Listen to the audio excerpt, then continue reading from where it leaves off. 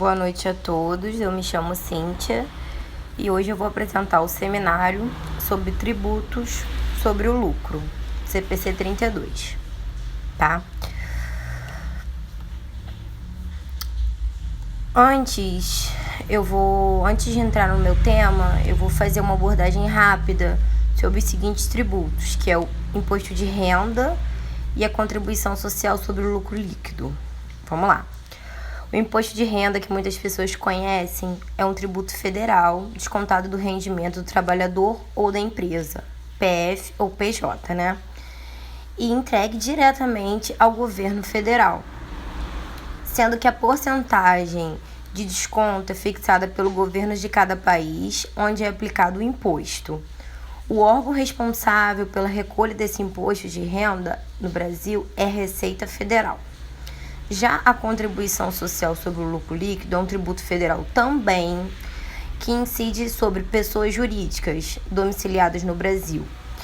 Seu objetivo é de apoiar financeiramente a Seguridade Social, e esse apoio à Seguridade Social diz respeito aos investimentos em serviços públicos como aposentadoria, desemprego, direitos à saúde, etc. A primeira definição observada desses dois tributos é a do resultado contábil, que consiste na linha da demonstração do resultado que trará os resultados da empresa antes da dedução dos impostos.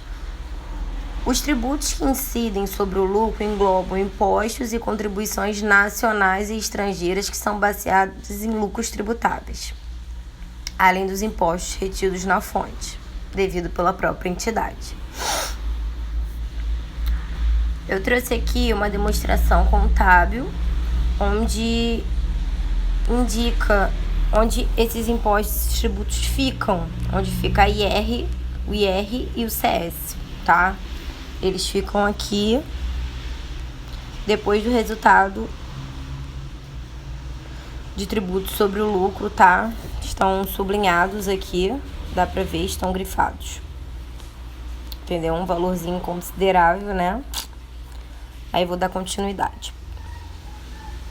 Agora, o pronunciamento em si. O objetivo deste pronunciamento é estabelecer o tratamento contábil para tributos sobre o lucro.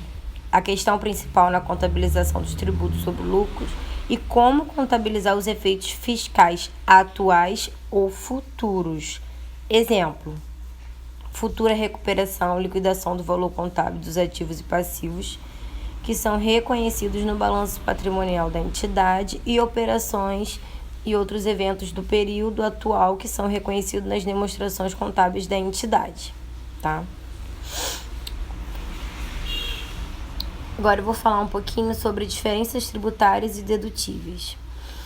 O pronunciamento também classifica as diferenças temporárias, diferenças entre o valor contábil e o valor fiscal hoje, em dois grupos, em tributáveis ou dedutíveis.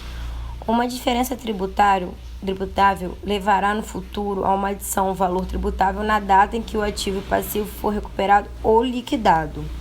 Já uma diferença tributária dedutível levará no futuro a uma exclusão ou dedução na data em que o ativo ou passivo for recuperado ou liquidado, determinando assim o lucro tributável do período, aquele lucro ali que a gente está esperando.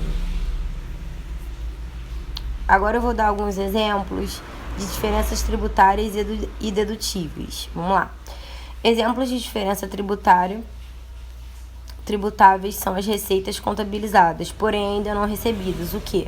São os ganhos de capital, que a gente já contabilizou, mas ainda não ganhou efetivamente.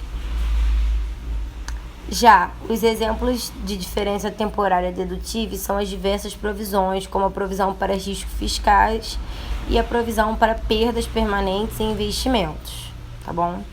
Vou passar aqui. Agora eu vou falar um pouco sobre tributos correntes, passivo fiscal diferido, ativo fiscal diferido e a base fiscal. Tributo corrente se trata do valor do tributo que a empresa deve sobre o lucro tributável. Já o passivo fiscal diferido é outro importante conceito para que se consiga entender os tributos sobre o lucro. Ele consiste no valor do tributo sobre o lucro devido em período futuro relacionado às diferenças temporárias tributáveis. Já o ativo fiscal diferido, que é o valor do tributo sobre o lucro recuperável em período futuro relacionado a CPC 32, são diferenças temporárias dedutíveis, compensação futura de prejuízos fiscais não utilizadas e compensação futura de créditos fiscais não utilizados. Por fim, a base fiscal. Base fiscal, que nada mais é o valor atribuído para fins fiscais por um ativo ou passivo.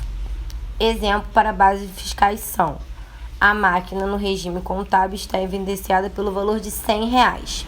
Porém, para fins fiscais, ela estará avaliada em apenas R$70. Aí dá para ver uma diferençazinha, né, de base fiscal. Vou passar aqui, ó. Vamos lá. Oportunidades de planejamento tributário. Dentro do ambiente dos tributos, é possível realizar algum planejamento para que a empresa possa reduzir seu pagamento de tributos. O CPC 32 destaca que as oportunidades de planejamento tributário são ações que a empresa pode tomar para que assim que ela aumente o seu lucro tributável em um período específico. Entre as formas de realizar planejamento tributário está a utilização de prejuízos anteriores para diminuir o lucro tributável, mais ou menos como acontece com a compensação de prejuízos nos investimentos em ações. Entendeu? Então, a gente pega, né, os prejuízos anteriores para a gente poder diminuir desse lucro tributável, para poder dar uma equilibrada. Agora eu vou passar aqui. Investimentos em controladas, filial, coligadas e interesse em empreendimentos sob controle conjunto. O investimento em outras empresas, sejam elas controladas, filiais, coligadas, também pode gerar uma diferença temporal.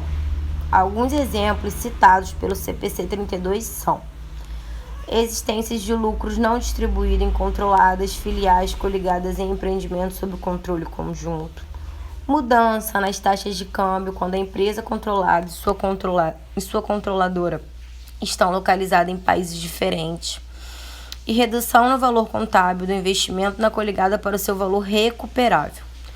Outra forma de gerar diferenças temporais através de investimento é quando a controladora usa o seu controle para influenciar a política de dividendos da empresa, possibilitando assim o surgimento de uma diferença temporal. Aqui, compensação de impostos.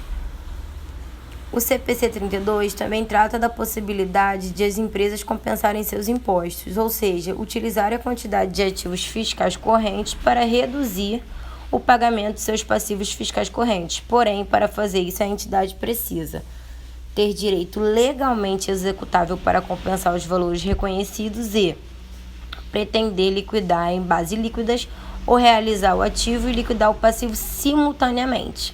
Mas aí, né, gente, é válida essa compensação, né, para as empresas dar uma ajuda. Por hoje é só. Espero que tenha sido clara e uma boa noite a todos.